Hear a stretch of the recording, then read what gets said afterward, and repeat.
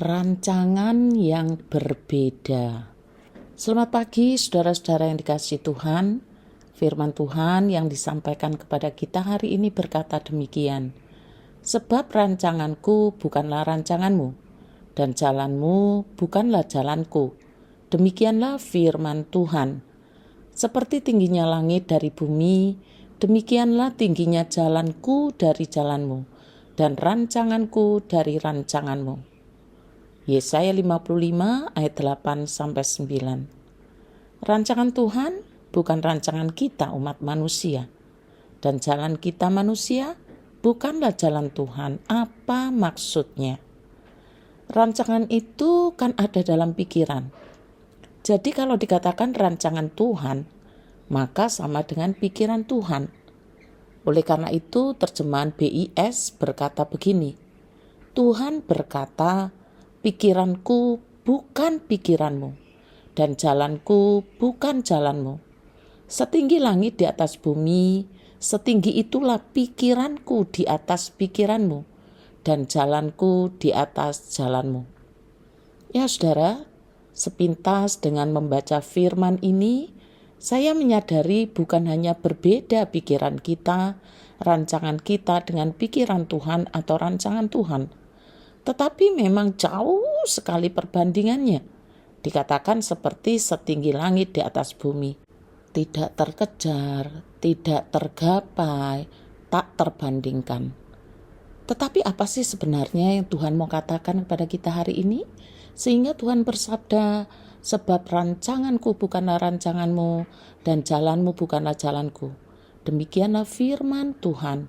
Seperti tingginya langit dari bumi, demikianlah tingginya jalanku dari jalanmu, dan rancanganku dari rancanganmu.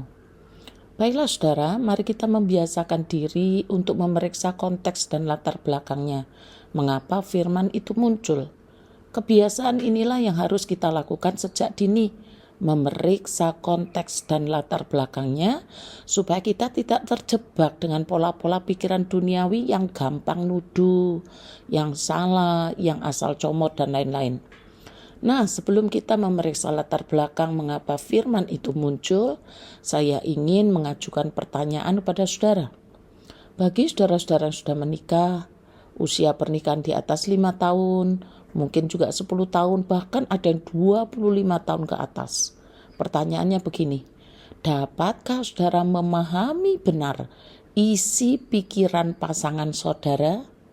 Mengerti betul apa yang ada dalam pikirannya? Silakan saudara menjawab. Jika saudara menjawab ya, saya dapat memahami 100% isi pikiran dan perasaan pasangan saya. Saya bisa ngerti dengan tepat isi pikiran dan perasaan pasangan saya. Maka jawaban saudara itu menunjukkan bahwa saudara adalah Allah. Atau paling tidak saudara sama dengan Allah. Tetapi jika saudara mengatakan, lah kami ini menikah sudah 30 tahun saja, masih gak paham kok jalan pikirannya. Masih gak ngerti tentang dia yang menjadi pasangan saya. Maka saudara normal, saudara manusia normal. Sebab saudara bukan Allah. Artinya apa? Hanya Allah saja yang maha tahu. Manusia tidak. Manusia lebih banyak menerka-nerka.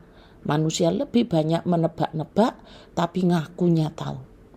Baiklah, sekarang mari kita pelajari mengapa Tuhan bersabda, sebab rancanganku bukanlah rancanganmu, dan jalanmu bukanlah jalanku. Demikianlah firman Tuhan, seperti tingginya langit dari bumi, demikianlah tingginya jalanku dari jalanmu, dan rancanganku dari rancanganmu. Tuhan bermaksud memberikan dorongan atau hasrat kepada kita umatnya untuk meneguhkan kepercayaan kita kepadanya. Jika kita melihat langit, di sana kita mendapati putusan-putusan Allah yang tinggi yang melampaui dunia ini. Rancangan-rancangan dan jalan-jalannya yang secara tak terhingga mengatasi segala rancangan dan jalan kita. Tuhan mau supaya orang fasik, orang yang tidak takut Tuhan, orang yang tidak menghormati Tuhan bertobat. Itu maksud suci Tuhan dengan memberikan firman ini.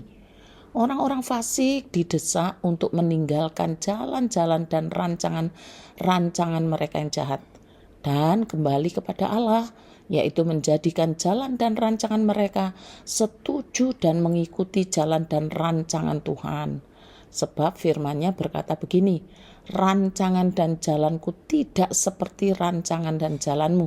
Rancangan dan jalanmu hanya menyangkut perkara-perkara di bawah berasal dari bumi, tetapi rancangan dan jalanku menyangkut perkara-perkara di atas, seperti tingginya langit dan bumi. Bertobat itu bukan hanya mengatakan kapok wis, bukan. Tapi bertobat itu membuang isi pikiran lama dan menggantinya dengan yang baru yang berasal dari Tuhan. Memakai rancangan Tuhan, menggantinya dengan rancangan Tuhan. Dan jika kita mau membuktikan diri kita sebagai orang yang betul-betul bertobat, rancangan dan jalan kita juga harus demikian. Perasaan kita juga harus diarahkan pada perkara-perkara yang di atas. Atau lebih tepatnya, hal itu harus kita pahami sebagai dorongan bagi kita untuk bergantung pada janji Allah untuk mengampuni dosa ketika kita bertobat. Orang-orang berdosa mungkin sudah takut bahwa Allah tidak akan mau berdamai dengan mereka, karena mereka tidak dapat menemukan tempat dalam hati mereka untuk berdamai dengan pribadi yang sudah menyakiti mereka dengan begitu hina dan begitu sering. Tetapi firman Allah berkata, rancanganku dalam hal ini tidaklah seperti rancanganmu, tetapi jauh mengatasinya seperti tingginya langit dan bumi. Rancangan Tuhan adalah dalam hal-hal demikian. Pandangan-pandangan orang tentang dosa, Kristus, dan kekudusan, tentang dunia ini atau dunia lain, sangat jauh berbeda dari pandangan-pandangan Allah tentang semuanya itu. Tetapi jauh lebih lagi dalam hal perdamaian. Kita menganggap Allah cepat murka dan lama untuk mengampuni. Bahwa jika Ia sudah mengampuni satu kali, Ia tidak akan mengampuni untuk kedua kali. Petrus menganggap luar biasa jika kita bisa mengampuni sampai 7 kali. Dan uang 100.000 saja sudah banyak artinya bagi kita. Tetapi Allah menyambut orang-orang berdosa yang kembali dengan penuh belas kasih dan pengampunan. Ia mengampuni secara cuma-cuma sebagaimana Ia memberi. Itu dilakukan tanpa marah-marah. Kita memaafkan namun tidak bisa melupakan. Tetapi apabila Allah mengampuni, Ia tidak mengingatnya lagi. Demikianlah Allah mengundang orang-orang berdosa untuk kembali kepadanya dengan membuat mereka berpikiran baik tentang dirinya, tentang Allah. Saudara-saudara, harapan kita adalah semuanya bisa berjalan sesuai dengan keinginan. Namun kenyataannya menunjukkan bahwa rencana kita tidak selalu berjalan sesuai harapan kita.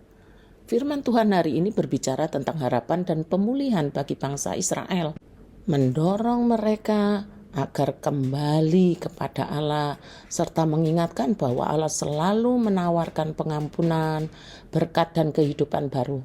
Sebuah dorongan untuk meyakini janji Allah meskipun dalam situasi yang sulit.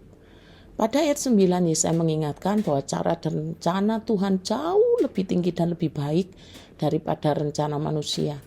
Yesaya memberi peneguhan bahwa pengetahuan dan hikmat Tuhan jauh lebih besar daripada hikmat manusia, sehingga memungkinkan baik bangsa Israel maupun kita sekarang sebagai umatnya bisa terus percaya kepadanya. Seperti perbedaan antara langit dan bumi, begitulah perbedaan antara rencana Tuhan dan rencana manusia. Tuhan memiliki pandangan yang jauh lebih luas untuk memahami hal-hal yang tidak dimengerti oleh kita umatnya. Kadang seseorang bisa frustasi, saudara, ketika rencananya tidak sesuai dengan apa yang diinginkan. Namun menjadi sebuah penghiburan bahwa Tuhan memiliki rencana yang lebih besar, lebih baik, dan sangat berbeda dari apa yang manusia dapat rancangkan sendiri. Bagian ini mengingatkan kepada kita bahwa Tuhan tidak hanya memikirkan untuk saat ini saja, tapi Dia juga memikirkan untuk masa depan dengan cara yang lebih baik. Marilah kita belajar bersama-sama bahwa rancangan Tuhan itu berbeda, lebih tinggi, bahkan lebih bijaksana daripada rancangan kita manusia. Hal ini mengundang kita untuk mempercayai, mengikutinya dengan penuh keyakinan, meskipun kita mungkin tidak selalu dapat memahami atau melihat rencananya dengan jelas. Namun satu yang pasti bahwa Tuhan sedang mempersiapkan sesuatu yang lebih besar dan lebih baik sesuai rancangannya. Selamat ulang tahun Bapak Mustafa. Saya akan mendoakan tapi japri ya. Terima kasih. Tuhan Yesus memberkati.